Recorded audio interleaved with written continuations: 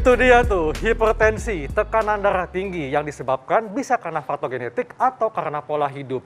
Dan pola hidup ini yang bisa kita modifikasi, Intan, supaya kita terhindar dari darah tinggi. Salah satunya dengan cara mengkonsumsi makanan-makanan yang sehat. Betul. Nah, makanan apa aja nih Dokter Haikal? Nah, pas banget nih, di tengah kita sudah ada Dr. Naria Haryono, spesialis gizi klinik. Halo Dokter Haikal, selamat siang Intan. Halo Dokter, siang Dokter.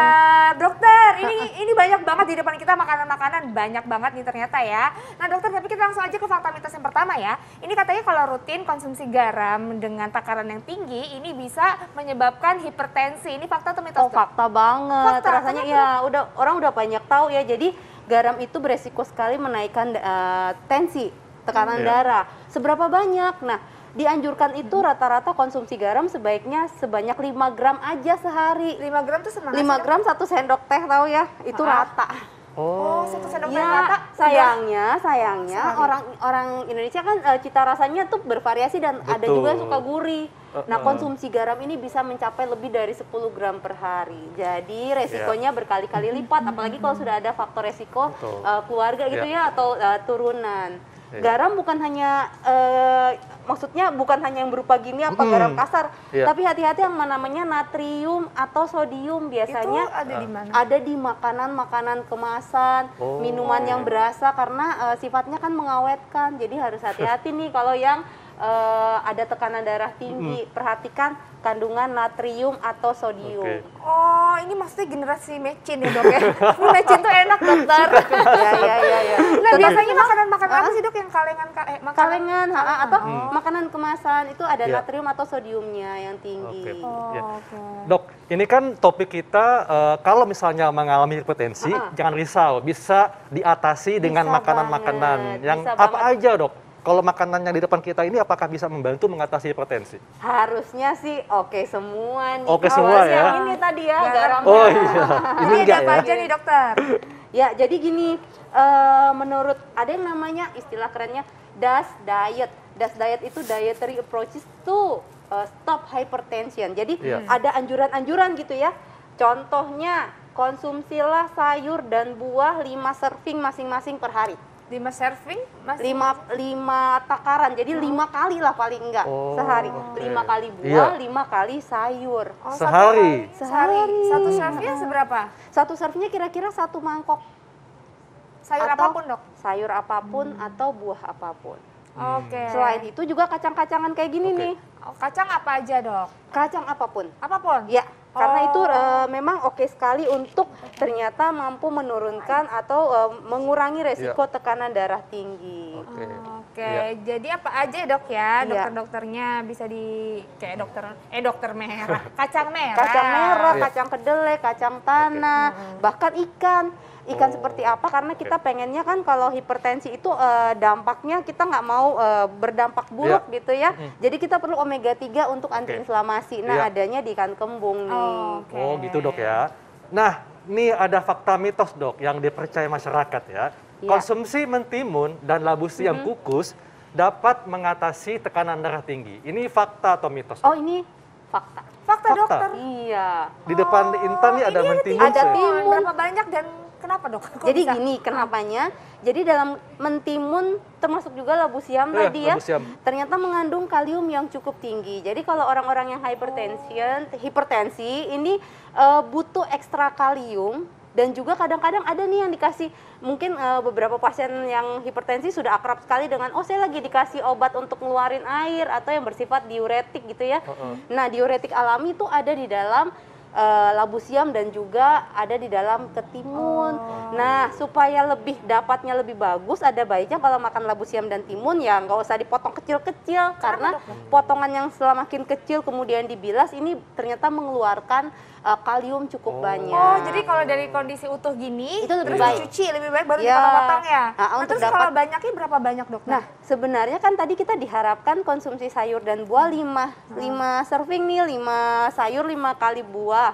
Nah, dalam 5 kali sayur ini ada baiknya kalau bervarian dan salah satu diantaranya boleh masukkan varian timun maupun labu siam. Oh, ini sering kan tapi dokter ya, kayak misal kalau kita habis makan nasi goreng, misalnya nasi goreng kambing, terus pasti ada, enggak, terus habis itu pasti ada mentimunnya selalu. Iya dokter ya? Ya mungkin buat penawar ya, tapi sebenarnya bukan itu. Jadi enggak ya? maksudnya timun yang ada di tambahan nasi goreng itu kan terlalu sedikit ya dok. Betul. Jadi kadang-kadang cuma 2 slice. Padahal yang kita butuhkan itu per serving ini kira-kira ya dua timun ukuran sedang. Oh, nah dokter, di depan itu kan kita ada bawang putih. Ini bawang putih tunggal kan dokter? Ya, ini betul. katanya ini ketop banget bisa mengatasi hipertensi. Ini fakta atau mitos dok? Ini fakta. Fakta? Iya. Kenapa dokter? Jadi ini bawang putih maupun yang beruas-ruas maupun bawang putih tunggal ataupun disebut juga bawang putih lanang kadang-kadangnya kalau orang di Jawa. Ini ada zat aktifnya namanya alisin. Alisin. Ya, ini yang ternyata mampu membuat pembuluh darah itu lebih elastis. Jadi kalau lebih elastis ini diharapkan aliran darahnya juga lebih lancar. Jadi tekanan darahnya diharapkan bisa turun. Selain itu, ternyata terbukti orang-orang yang sulfurnya kurang, ini beresiko tekanan darahnya sering lebih tinggi. Nah, sulfur itu salah satunya ada di bawang putih. Takarannya berapa? Rata-rata sih kalau bentukan seperti ini 4 gram, jadi nggak banyak-banyak. Itu pun sudah include bawang putih yang biasa kita gunakan untuk masak.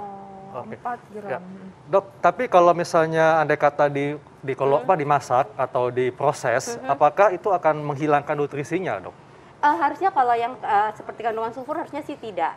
Ya, kalau seperti protein, vitamin, nah biasanya dengan proses pengolahan, pemasakan ini memang ada beberapa proses yang menyebabkan kandungannya jadi lebih sedikit. Oh, jadi kalau bawang-bawangan enggak ya dokter ya? Ya. Betul. Oh, jadi pokoknya tadi bawang putih yang tunggal ataupun yang apa tadi? Biasa yang beruas-ruas yang siung biasa kita siung itu ya. juga bagus ya. Boleh sekali. Iya. Dok, ini juga ada yang mengatakan katanya kalau konsumsi yogurt baik untuk mengatasi hipertensi. Fakta atau mitos, dok?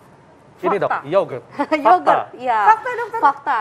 Dan memang yang diharapkan tentunya yogurt yang plain ya, yang plain. ya tidak ada campuran rasa. Kemudian ingat kalau misalnya ini biasanya udah kemasan, dilihat juga nih natriumnya banyak betul. atau enggak gitu ya. Jadi Kenapa? harusnya natriumnya seberapa? Harusnya tadi natrium tuh sehari kalau diukur sarannya kurang dari 2.400 mg, itu setara dengan 1 sendok teh garam tadi yang rata. Jadi jangan ada tambahan-tambahan lain, natrium yang lain. Harus dibaca. Tapi dokter Harus. kan jenis-jenis apa tuh namanya yogurt itu kan banyak dok. Ada yang cair kayak gini, ada yang kental. Nah itu yang mana dok yang dipilih? Mana aja? Oh mana aja? Karena ternyata penelitian membuktikan bahwa konsumsi secara teratur 5 kali seminggu ini ternyata terbukti mampu menurunkan tekanan darah bahkan bisa sampai 8 mm Hg. Wow. Jadi sistoliknya turun, bawahnya juga turun. Nah ini gitu. berapa mili biasanya dok? Biasanya satu serving sekitar 200-an mili. 200 milian ya. Tapi tentunya pilihlah yang plain dan low fat juga, dan dok ya? low fat, plain, dan ingat rutin. Karena mau turunkan tensi minum sekali itu nggak jaminan. Dokter, ini di Iya. depan aku udah ada daun seledri. Ini katanya efektif dan ampuh banget buat ngatasin hipertensi. Ini fakta atau mitos? Ngetren Jangan dijawab dulu dokter. Kita temukan jawabannya sesaat lagi, tetap di Hidup Sehat. Wow, ternyata emang hipertensi itu bisa menyebabkan penyakit-penyakit lain ya dokter Haikal Betul, ya? Intan. Jadi nggak hanya stroke dan jantung, tapi juga bisa bikin gagal ginjal, bahkan bisa menyebabkan gangguan pada mata, Intan. Wow, nah ini berarti ini dokter gimana nih dokter cara ngatasinnya? Kan tadi ada yang belum dijawab ya dokter ya. Ini katanya kalau seledri ini bisa membantu mengatasi hipertensi. Ini fakta atau mitos dokter? Ini fakta. Fakta? Fakta. Jadi memang ada fitochemical dalam seledri. Ada seledri yang bentuknya kayak gini biasanya buat sop ya. Ada juga yang bentuknya gede-gede tuh seleri ya. Yang bisa di jus ya? Ya, jadi itu memang mampu menurunkan tekanan darah. Tetapi harus hati-hati karena kadang-kadang saking semangatnya ingin menurunkan tekanan darah, konsumsinya menjadi monoton itu terus dan jumlahnya berlebihan. Beberapa kasus akhirnya tekanan darahnya jadi drop. Oh, Dan itu kan malah bahaya. berlebihan juga Ya. Kemudian juga untuk seledri, hati-hati untuk orang yang alergi. Alergi dok? Ya, bisa terjadi alergi tidak cocok walaupun kasusnya jarang, tetapi ini tetap harus hati-hati. Termasuk juga yang ada beresiko perdarahan. Perdarahan? Iya, jadi kalau memang ingin lebih oke lagi, Kalau untuk penderita hipertensi, kalau untuk menjaga oke ya, menjaga kita bisa konsumsi setiap hari. Tapi kalau untuk penderita hipertensi, apalagi yang belum terkontrol, ini ada baiknya memang komunikasikan dulu juga dengan dokternya bahwa saya berniat sekali untuk menambahkan seledri untuk menurunkan tekanan darah. Berapa banyak sih dokter? Sebenarnya banyaknya berapa banyak bentuk bentuk alaminya itu tidak ada patokan. Biasanya kan kita konsumsi sayur tuh per hari per kali makan 100-an gram sampai 150 bisa ya. Tetapi kalau misalnya ini dominan datang dari seledri, takutnya tekanan darah yang belum terkontrol disertai pengobatan yang kita belum ketemu nih obat yang cocok, lalu akhirnya tekanan darahnya jadi amburadul naik turun. Nah, dokter ini artinya apakah seledri aja atau kayak daun-daunan, pokoknya sayur-sayuran hijau itu bisa membantu mengatasi hipertensi? Seledri punya fitokemikal tadi yang mampu menurunkan hipertensi, walaupun dalam kenyataannya untuk sehari-hari khusus penderita hipertensi nih obat itu memang kalau memang sudah dianjurkan untuk konsumsi obat, konsumsilah obat. Jadi kita bantu dengan konsumsi makanan-makanan yang memang membantu menurunkan. Termasuk diantaranya selain seledri pastinya konsumsi dong sayur dan buah tadi 5 porsi sehari. Karena itu yang lebih terbukti. Oke. Nah dok, nih di tangan saya ada buah unik nih, buah bit. Nah katanya buah bit ini bisa membantu untuk mengatasi hipertensi. Fakta atau mitos dok? Fakta. Fakta ya. Ya, jadi bit ini memang kandungan antioksidannya tinggi dan dia juga mempengaruhi nitric oxide. Jadi apa itu nitric oxide? Jadi dia juga yang mempengaruhi permukaan pembuluh darah arteri supaya lebih elastis. Jadi tekanan darahnya dibantu biar tidak terlalu tinggi. Dokter, aku berarti salah dong. Kalau waktu itu kayak aku pernah darah rendah, terus disuruh minum buah bit, ternyata salah ya? Ya, jadi keuntungan kalau kita mengonsumsi bahan-bahan yang alami, ini kan kandungannya itu bervariasi. Dan biasanya kalau sudah berwarna cerah seperti ini antioksidannya ya dok.